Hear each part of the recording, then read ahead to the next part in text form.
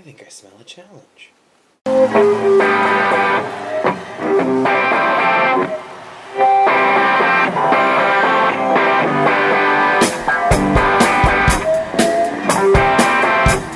Wow, Abby, that's quite a gauntlet you've thrown down for me.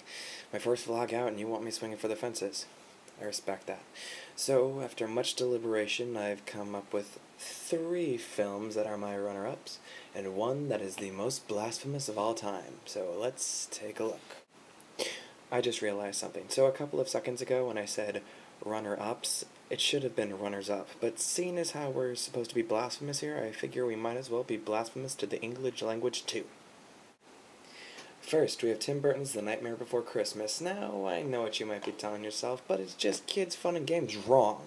This is demonic film work. Look at all the creatures running around having Halloween all the time. That is just flat-out anti-religion. Trying to steal Christmas? I mean, I'm Jewish, and I'm already offended, so that's right out.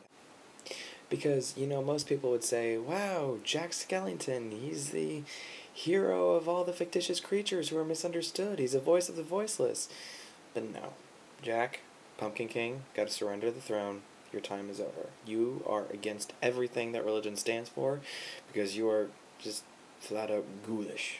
And I really hesitate to use the word ghoulish, but I will. Ghoulish.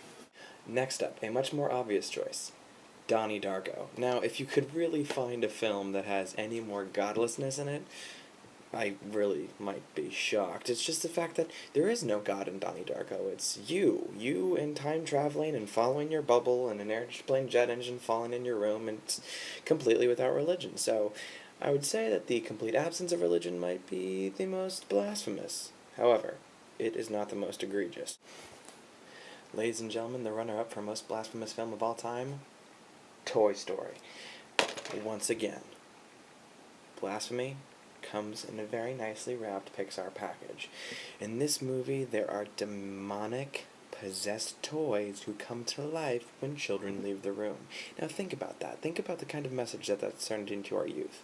It's just flat out frightening. I can't even dignify it with a response other than to say that that's just shocking. So, second to my pick for this week's challenge, Toy Story. Biggest threat. Okay. Time out mustache just for a second. All kidding aside, let's get down to the real heart of the question. In order for somebody to consider a film to be blasphemous, they have to feel that their faith is being challenged by a film, challenged in a way that is both insulting and degrading. So, in essence, I can understand that the question can be very, very serious, especially for people of faith.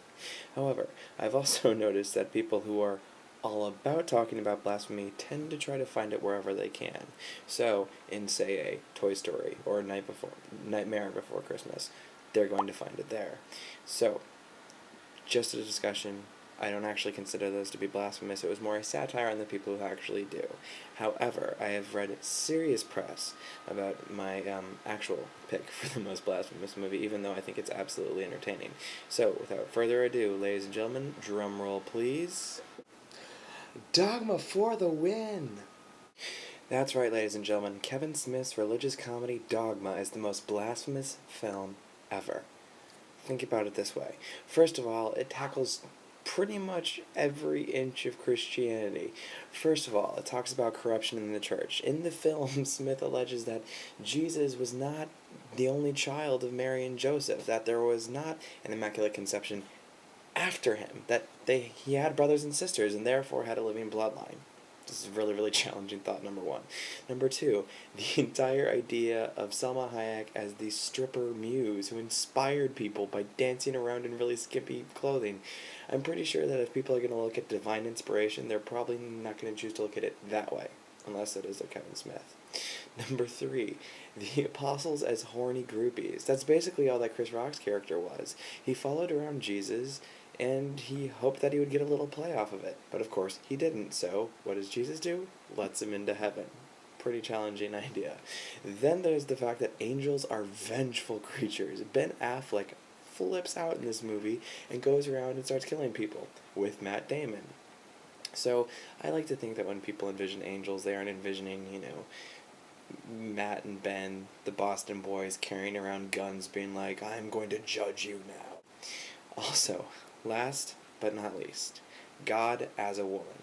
Now, personally, I don't have any problem with this idea, but saying that the divine is a female presence instead of a male presence is a big change of pace from what Catholicism normally states. So, definitely, when this film came out, there were a lot of protests. There were a lot of people in the Catholic League who wanted Kevin Smith to be hung out to dry for all the things that he was saying. So, not necessarily my opinion is blasphemous, but a whole lot of other people thought so. So, ladies and gentlemen, I give you Dogma, the most blasphemous film ever. So, Abby, I think I've responded to your challenge thusly. I hope you feel as though I've risen to the task, and I will see you when we go check out Hamlet 2. Later. Going down!